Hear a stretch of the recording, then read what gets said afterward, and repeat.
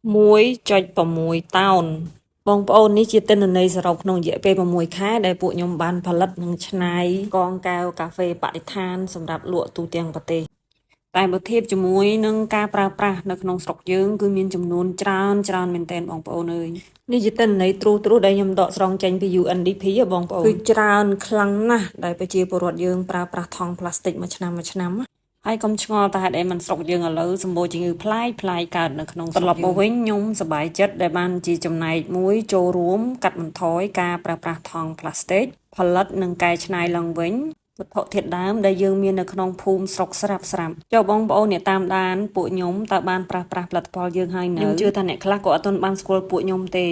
អញ្ចឹងសម្រាប់បងប្អូនដែលចង់កាត់បន្ថយថង់ប្លាស្ទិកអាចទំនាក់ទំនងមកពួកខ្ញុំបានមិនថាតកងកែវកាហ្វេឬក៏ស្មុកដាក់បាយដាក់នំឬក៏ប្រអប់ដាក់កាដូជូនភ្ញៀវផ្សេងអាចទំនាក់ទំនងមកពួកខ្ញុំបានព្រោះពួកយើងអាចច្នៃជូនបានគ្រប់ទំហំហើយនឹងម៉ូដតាមតម្រូវការដែលបងប្អូនចង់បានតោះយើងរួមគ្នាកាត់បន្ថយប្រើប្រាស់ថង់ប្លាស្ទិកហើយងាកមកគាំទ្រផលិតផលក្នុងស្រុកអរគុណច្រើនហេងជូនពរឆ្នាំថ្មី